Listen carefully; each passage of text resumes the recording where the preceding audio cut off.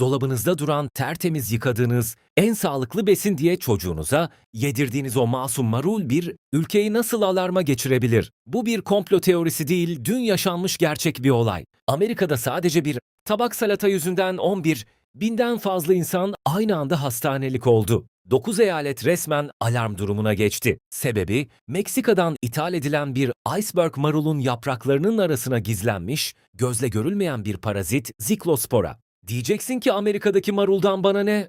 Çok şey var. Çünkü senin evine gelen marul da, pazardan aldığın o kıvırcık da, marketten aldığın göbek de %99 aynı yöntemle üretiliyor. Açık tarlada, etrafı açık, üzerine ne yağdığı, ne bulaştığı, hangi suyla sulandığı asla %100 kontrol edilemeyen toprakta. Bize yıllarca en doğal olanın toprakta yetişen olduğunu öğrettiler. Bu bilgi artık eskidi. Bugün en güvenli gıda toprağa hiç değmeyen gıdadır. Bu videoda sana neden geleceğin tarlasının bir tarla olmadığını, neden topraksız tarımın bir lüks değil, bir hayatta kalma mecburiyeti olduğunu anlatacağım. Sıkılmayacaksın çünkü bu senin sağlığınla ilgili. Önce olayı net anlayalım. Bu salgın bildiğimiz E. coli gibi değil, çok daha sinsi. Siklospora paraziti. Bulaştığı zaman Siklosporiasis denilen bir bağırsak enfeksiyonuna neden oluyor. Yani günlerce, haftalarca geçmeyen, insanı bitkin düşüren şiddetli ishal, kramp, bulantı. Salgına yakalanan bazı insanların ifadesi haberin içinde aynen şöyle geçiyor. Hayatım boyunca yaşadığım en acı verici deneyim. İşin en korkutucu kısmı ise sistemin ne kadar çaresiz kaldığı. Uzmanlar parazitin bulaştıktan haftalar sonra belirti verdiğini söylüyor. Hasta 3 hafta önce ne yediğini nasıl hatırlasın, o yüzden kaynağı bulmak aylar sürüyor. FDA ilk başta marullarda parazit bulduğunu açıkladı, sonra yanlış pozitif dedi, açıklamasını geri çekti. Gıda güvenliği uzmanı Vadesi Ersin dediği gibi bu kısa süreli değil, uzun soluklu bir araştırma. Senaryo hep aynı. Meksika'da bir açık tarla. Sulama suyu kirleniyor, belki yan taraftaki bir hayvan çiftliğinin atığı yağmurla kanala karışıyor, belki lağım sızıntısı oluyor. O su o kat kat olan iceberg marulun en içine işliyor. Sen onu evde ne kadar yıkarsan yıka, o parazit yaprakların arasında kalıyor. Sonra paketleniyor, tırlara yükleniyor, binlerce kilometre yol yapıp Amerika'nın en büyük tedarikçilerinden biri tarafından 9 eyalete dağıtılıyor. Sonuç, Michigan'da tek bir eyalette 8.000'den fazla hasta. Bu ilk değil, son da olmayacak. 2011'de Almanya'da filiz salgını, 2018'de Amerika'da romaine marul, E. coli salgını 32 kişiyi hasta etti, 5 kişi böbrek yetmezliğine girdi. Her yıl aynı haber. Sorun marul değil arkadaşlar, sorun üretim metodunun kendisi. Açık tarla artık güvenli değil. Neden güvenli değil? 3 temel sebep var. 1. Açık tarla açık hedeftir. Etrafını tel örgüyle çeviremezsin. Üzerinden kuş geçer, dışkısını bırakır. Böcek gelir, kemirgen gelir. Yan tarladaki tarım ilacı rüzgarla senin organik tarlana uçar. Sel olur, lağım suyu basar. Kontrol sende değildir, doğanın insafındasın. 2. Toprak yorgun. Yıllarca aynı tarlada aynı ürün, kimyasal gübre, pestisit. Toprak artık canlı bir ekosistem değil, sadece bitkiyi tutan bir sünger. İçindeki faydalı mikroorganizmalar ölmüş. Bu yüzden daha fazla ilaç atmak zorundasın. Daha fazla ilaç, daha fazla kalıntı demek. 3. Su israfı ve kirliliği. Geleneksel tarımda 1 kilo marul üretmek için yaklaşık 250 litre su harcanıyor. Bu suyun büyük kısmı buharlaşıyor, toprağa sızıp gidiyor. Üstelik o su topraktaki nitratı, pestisiti alıp yeraltı sularına taşıyor. İşte tam bu noktada topraksız tarım devreye giriyor. Adı üstünde topraksız. İngilizcesi hidroponik ve aeroponik. Yani bitki toprakta değil, suda veya havada, kökleri steril bir ortamda yetişiyor. Kulağa laboratuvar işi, GDO'lu bir şey gibi geliyor, değil mi? Tam tersi. Topraksız tarım bir bitkinin ihtiyaç duyduğu her şeyi, ihtiyacı olduğu kadar en saf haliyle verme sanatı. Sistem nasıl çalışıyor? Çok basit anlatayım. Kapalı bir sera düşün. İçerisi tertemiz. Dışarıdan böcek giremiyor, kuş giremiyor. Bitkiler toprak yerine Hindistan cevizi kabuğu, perlit veya sadece su içinde duruyor.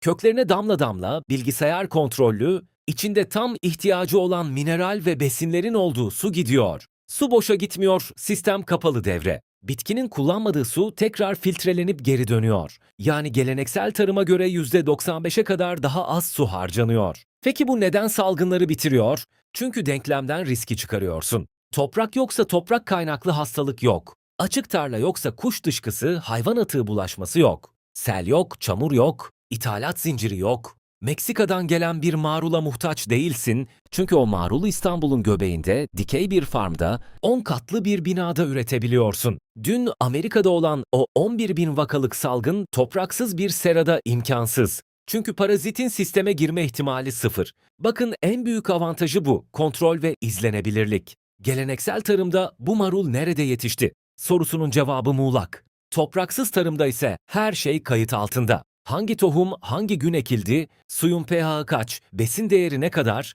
hepsi sensörlerle anlık takip ediliyor. Marketten aldığın marulun üzerinde QR kod var, okutuyorsun, hangi rafta, hangi suda büyüdüğünü görüyorsun. İkinci dev avantaj, sıfır pestisit. Neden? Çünkü kapalı ortamda zararlı böcek yok. Zararlı böcek yoksa zehir atmana gerek yok. Amerika'daki o marul salgınında insanlar parazitten hastalandı ama biz her gün farkında olmadan pestisit kalıntısı yiyoruz. Topraksız tarımda bu risk de bitiyor. Gerçekten temiz gıda. Üçüncüsü, 4 mevsim üretim ve inanılmaz verim. Geleneksel tarlada yılda 2 hasat alırsın, topraksız tarımda yılda 12-15 hasat. Çünkü mevsim yok, kış yok. Dışarıda 10 dereceyken içeride bahar havası. Üstelik birim alandan 30 kata kadar daha fazla ürün alıyorsun. Çünkü dikey tarım yapıyorsun. Bir futbol sahası kadar alana 30 futbol sahası kadar marul sığdırabiliyorsun. Dördüncüsü, lezzet ve besin değeri. Topraksız tarım tatsız, hormonlu olur diye bir efsane var. Bilimsel gerçek tam tersi. Bitki toprakta besin aramak için enerji harcar. Topraksızda besin direkt köküne geldiği için o enerjiyi yaprağına, tadına, vitaminine verir. O yüzden topraksız marul daha çıtır, daha aromalı ve raf ömrü 2 kat daha uzun. Çünkü hasat edilirken köküyle birlikte geliyor, canlı kalmaya devam ediyor. Bugün dünyada Singapur gibi tarım arazisi olmayan ülkeler gıdasının %30'unu dikey farmlerden üretiyor. Dubai çölün ortasında topraksız tarımla Avrupa'ya marul ihraç ediyor. Amerika'da bu son salgından sonra en büyük market zincirleri Taylor Farms gibi açık tarla tedarikçileri yerine Gotham Greens, Plenty, AeroFarms gibi kapalı sistem farmlerle anlaşmaya başladı. Peki biz Türkiye'de ne yapıyoruz? Türkiye'de de topraksız tarım hızla büyüyor. Antalya'da, Afyon'da, Ankara'da devasa topraksız seralar kuruldu. Özellikle çilek, domates ve marulda inanılmaz başarılı sonuçlar alınıyor. Pazarda gördüğünüz pakette köküyle birlikte satılan biraz daha pahalı duran o marullar var ya, işte onlar topraksız. O aradaki 5 liralık fark aslında senin hastane masrafın, senin sağlığın. Şimdi diyeceksin ki, iyi güzel de evde nasıl yapacağım? İşte en güzel kısmı, topraksız tarım sadece büyük şirketlerin işi değil, evinin balkonunda bile başlayabilirsin. En basit sistem Kratki metodu. Bir kova, su, bir hava pompası ve sıvı besin. Marul tohumunu bir süngere koyuyorsun, kökleri suya değiyor. 35 günde topraktakinden %40 daha hızlı bir şekilde tertemiz, ilaçsız marulun hazır. İçinde parazit riski yok çünkü sistem kapalı. Suyu sen koyuyorsun. Düşünsene, çocuğun salata istiyor. Balkona gidiyorsun, canlı canlı dalından koparıp getiriyorsun. Yıkamana bile gerek yok. Çünkü kir yok. İşte gerçek organik bu. Etikette yazan organik değil, gözünün önünde büyüyen organik. Özetle dostlar, dün NTV'de gördüğümüz o maruldan salgın yayıldı haberi bir kaza değil, bir sistemin çöküşünün habercisi. Geleneksel açık tarla modeli, iklim krizi, artan nüfus ve kirlilikle birlikte artık sürdürülebilir değil. Gelecek, kontrollü, kapalı, akıllı ve topraksız tarımda. Toprak anaya saygımız sonsuz ama artık ondan biraz uzak durup gıdamızı daha steril, daha güvenli ve daha akıllı bir şekilde üretme zamanı geldi. Bir dahaki sefere marketten marul alırken şunu sor kendine. Bu marul nerede yetişti? Açık bir tarlada, kuşların, böceklerin, kirli suların insafında mı yoksa steril bir serada, bilgisayar kontrolünde, tertemiz bir suda mı? Senin tercihin ne? Yorumlara yaz, tartışalım. Eğer ev tipi topraksız tarım sistemini nasıl kuracağını merak ediyorsan, bir sonraki videoda adım adım malzeme listesiyle kurulumunu göstereceğim. Kanala abone olmayı ve bildirimleri açmayı unutma. Sağlıklı kal.